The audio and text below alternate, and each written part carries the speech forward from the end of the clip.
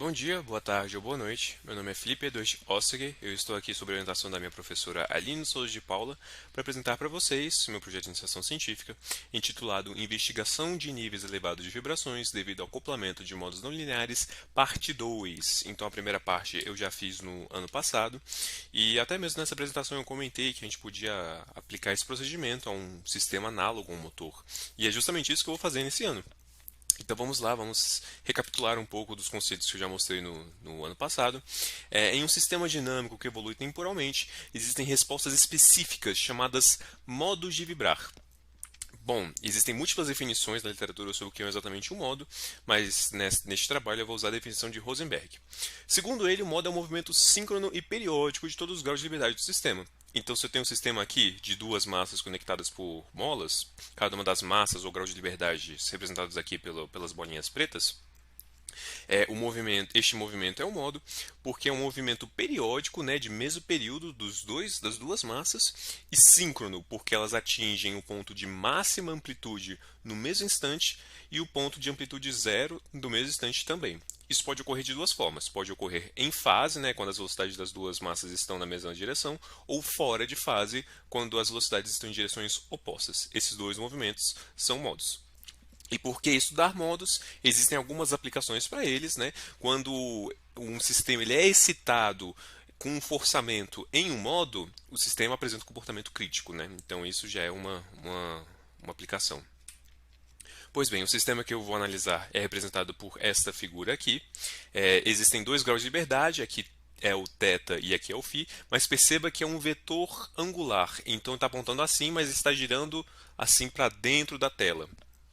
A gente tem aqui IE, que é a inércia do motor. Então, este elemento aqui, você pode imaginar ele como um motor. A gente tem IL, que é a carga movida, né, que é este elemento aqui, que pode ser interpretado como um pneu.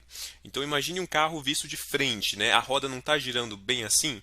É exatamente essa interpretação que a gente pode pegar dessa figura aqui. Uma roda rodando, né, de frente. K0 é a rigidez do eixo do carro, que interconecta o pneu ao motor.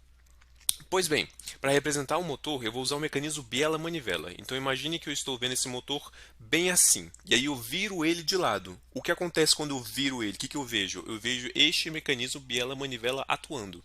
Então ele tem uma inércia própria, né? E ela é representada aqui por uma função de θ, enquanto a inércia do motor, enquanto a inércia do pneu é considerada constante. Bom, das minhas simulações, eu não estava tendo resultados consistentes, porque o meu mecanismo estava travado, o θ estava sempre na mesma posição. E aí, uma vez que eu ajeitei uma desigualdade, né, uma vez que eu impus que esse comprimento vermelho aqui da biela fosse maior do que o raio da manivela, aí o meu mecanismo ele destravou e ele começou a rodar perfeitamente. Então, para os seus resultados derem consistentes, você tem que se atentar a esse travamento, né, obedecer essa desigualdade para os cálculos derem corretos. Bom, para analisar todo esse sistema, a gente vai usar uma ferramenta muito engenhosa, muito bonita, chamada seção de Poincaré. Ela transforma um sistema contínuo em um mapa discreto. Como? No espaço de fase representado por essa figura aqui, a gente define uma superfície, representado por este quadrado bem aqui. Na medida em que o sistema, representado por essa linha, evolui temporalmente, né, com o tempo, ele atravessa essa superfície. Então, ele vai atravessar essa superfície aqui no ponto A, na parte frontal do plano, depois atravessa na parte posterior do plano, e depois atravessa na parte frontal de novo. Cada vez que ele atravessa a superfície, a gente marca um ponto nessa área, mas a gente só marca o ponto que foi cruzado na parte frontal. Na parte posterior, o B a gente ignora. Então, A e a linha a gente marca e B a gente descarta. Um ponto ele é representado como? Um módulo é representado como? É representado como um ponto fixo no mapa.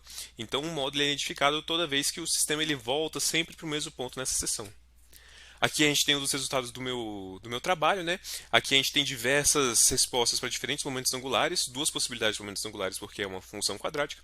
Aqui a gente identifica 4 modos ou 4 vizinhanças de modo, ou seja, 4 curvas que se aproximam a um ponto. Desses 4 candidatos, apenas 2 são efetivamente modos distintos, né, olhando o espaço de fase. E bom, esse foi o meu trabalho. Foi possível identificar os candidatos de módulos de vibrar sem utilizar um custoso método analítico, né? E muito obrigado pela atenção de cada um de vocês. Aqui estão minhas referências. E um obrigado especial à minha professora Aline. Um abraço, tchau, fiquem bem.